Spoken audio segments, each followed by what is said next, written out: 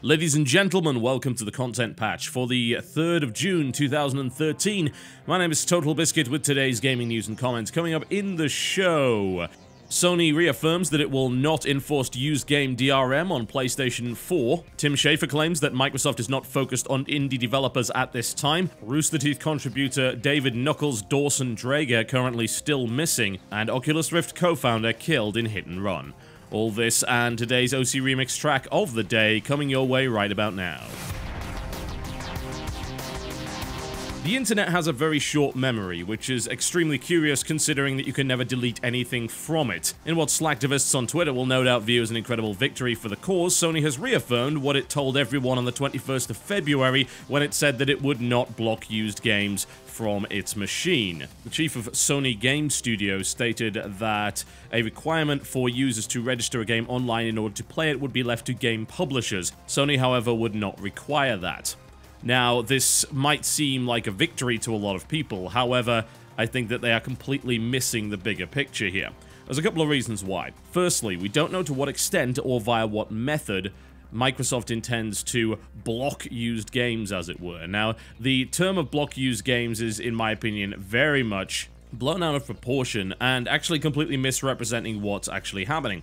The machine doesn't block used games. The thing is, there is the potential for that. Now, the potential is something that people were worried about when they heard about a Sony patent many months ago. That was pretty much to that effect. The point of it was to be able to block this kind of content without an actual internet connection, which is in itself a pretty tricky thing to do, as you might imagine. After that, Sony claimed this actually had nothing to do with the PlayStation 4. It remains to be seen as to whether or not that's actually true at all. The thing about the PlayStation 4 is that we also know it will not require an always-on internet connection. Now, I use that term loosely because we're really talking about the idea of phoning home here. The practice of pinging a home server once every X number of hours in order to check that everything's still above board. That is something that the Xbox One will do to the best of our knowledge. It's something that the PlayStation 4 will not do. Now, what that does is it opens up some very obvious and easy avenues to suppress used game sales in some way. The thing is that so far, Microsoft has not said that they will be blocking used game sales. What we've heard, which has not actually been confirmed yet, which is why this debate is so silly, because half the information that we need to really discuss it we don't have, is that retailers will be charged a premium for used copies, and that Microsoft and the publishers behind them are kind of forcing the issue. Now, unless PlayStation 4 does have a huge amount of technology that enables it to somehow track used games without an internet connection, then it just isn't going to have that. However, this time around, we're talking about the idea of blocking used games using a fairly obvious system. Something that's been in place for a long time, especially on PC, the idea of using a serial code. Now, if you are always offline, then you can't really do that, right? And yes, that's absolutely true, because you would require that online connection in order to verify the code itself. And the server would not know that the code has actually been used unless there was something on the retailer end to track that, which seems highly unlikely. Now, with the Xbox, the possibility is that with it phoning home every 24 hours, there's no way for you to really dodge that. That could be the reason why people believe this, and it could very well be true, don't get me wrong. It may be that we do end up going down that route eventually, but if the PS4 does not require that always-on internet connection, then it can't really pull that off. However, Sony is saying it's up to the publishers if they want to use that one-use code thing. Now, at the moment, we are seeing publishers moving away from one-use codes, with EA particularly backing off the online pass system, which was really about as close as they could get, right? They couldn't do serial codes for single-player games because they know that the way to avoid that was just to have people not connect to the internet, and if you try to enforce that issue, then you have a lot of problems there as well. So they put the online pass system in place to say, right, okay, well, we can't lock the single player down, but we can lock the multiplayer down, and this is how we're going to do it, and if you buy a used game, then you're going to have to buy an online pass, so at least we get a little bit of that revenue. So they're backing away from that, which leaves what exactly? It leaves you two avenues. One, the status quo, or two, you push it on the retailer end. And the way that you do that is to just bypass the consumer or the technological stand entirely and just say, oi, retailers, no. We're not going to be doing that. You are going to be paying us this. If you don't, then we will cause you problems. Now, it didn't used to be the case that retailers would break to that kind of thing, but at this point, I don't necessarily believe that they actually have that kind of clout anymore. And if publishers are also coming down on them, then you've got to think, well, there's only so much we can really do here to fight back. Now, in the case of the publishers, this is what we really should be focusing on. And this is where people have been utterly hoodwinked. Now, I don't know if it's deliberate, because, I mean, I have no doubt that Sony is loving all of the positive PR they're getting from this, because all they have to do is reiterate what they said like 2.5, 3 months ago, and they get called the saviors of the gaming industry. They become white knights, even though they very clearly aren't. They're not doing anything to deserve that. Yes, they've got a good gaming machine, don't get me wrong. I'm more excited for the PS4 now about the Xbox One. I think that should be abundantly clear. It's a more powerful machine. It's clear that they are focusing on the right things. But when it comes down to business model, there really isn't a reason to be celebrating Sony at this point. The reason behind that is that Sony's got nothing to do with this. Nothing at all, and neither does Microsoft, more to the point. The guys who are actually forcing this are all of the publishers. They want that cut. Now, obviously, Microsoft and Sony aren't going to say no to the cut, because they too get license fees from every game sold, so that's pretty good for them. But it's the publishers that are really concerned about this, and funnily enough, everyone is ignoring them.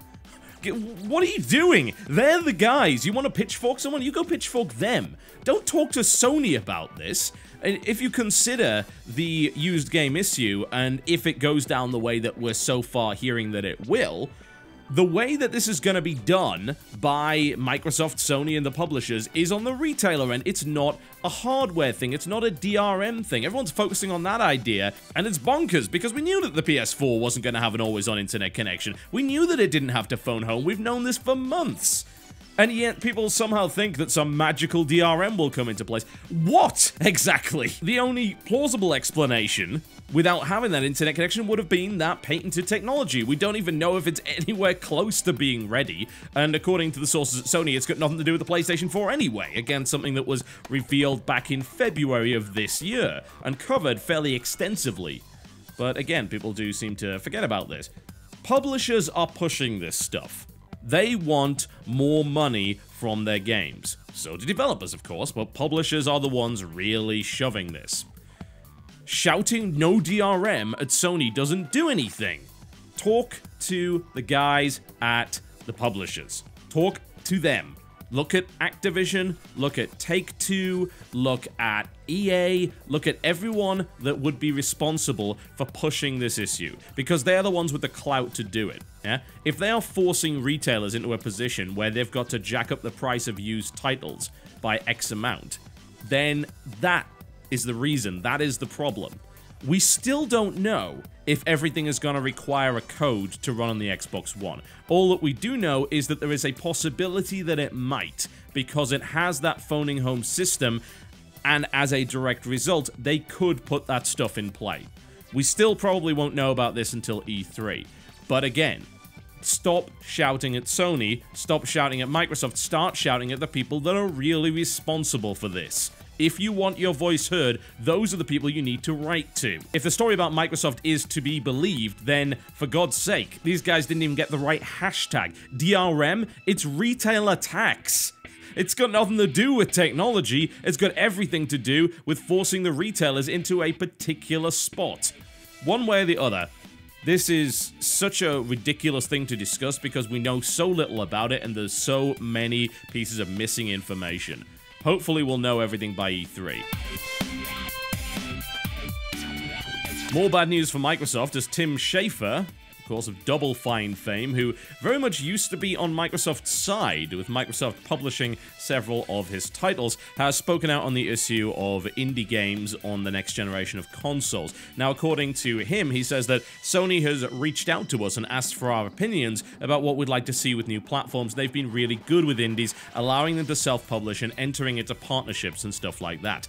Microsoft, on the other hand, has been focused elsewhere up until now. He says, I've kind of had my fingers crossed that hopefully they'll change their minds about that, because I think it is really critical.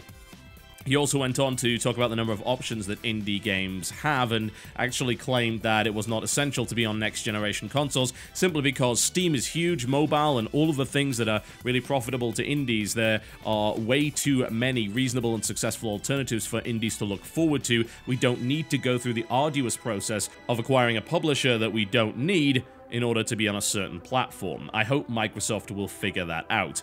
Now, this is in reference to the fact that the Xbox One will not allow you to self-publish your titles. You do need a publisher of some description. Now, this was apparently the same deal on the Xbox 360 outside of the indie games section, which was, of course, a graveyard. And as a direct result, there were certain games that ended up being published by Microsoft Game Studios. It was used as a publisher to kind of get around that rule, which is weird that you'd have to make something that would get around your own rule as Microsoft. However, there were many statements around that time that claimed that in order to have a digital-only release, you also had to have 2 retail releases to make up for that. Microsoft was not actually keen on people self-publishing at all or using that system. So there were some really weird situations, like Bastion, of course, being published by Warner Brothers on the Xbox 360 because it couldn't self-publish according to them. And of course, since Supergiant hadn't actually made a retail game yet, they weren't allowed to run it straight through Microsoft Game Studios. Those are, of course, the rumors surrounding that. It's difficult to get full information because a lot of that, of course, will be tied up in non-disclosure agreements. One way or the other, we know for a fact that you will not be able to self-publish on the Xbox One. You will have to go through a publisher. This is a massive kick in the teeth to independent developers, and frankly, the independent scene is getting so large now and so prominent and potent that ignoring it seems to be absolutely ridiculous. And to be honest, it's so weird that we're even in this situation because for the longest time, Xbox was really regarded as the place to find those really cool arcade titles between $10 and $15. It seems like you'd want to encourage that culture even more, and you would be able to do that if you actually had a proper self-publishing system. And for God's sake, you look at the Summer of Arcade and you look at how successful it is, you can clearly see that the Xbox is ahead in that respect. And then with Xbox One, you'd think, let's encourage more of that, and yet they're not. And by continuing to have this self-publishing thing going on, they really do restrict the number of great titles that could end up being on their service. Right now, if I'm entirely frank, it seems like Sony is very much making all the right moves. And I don't think anyone's really going to argue that.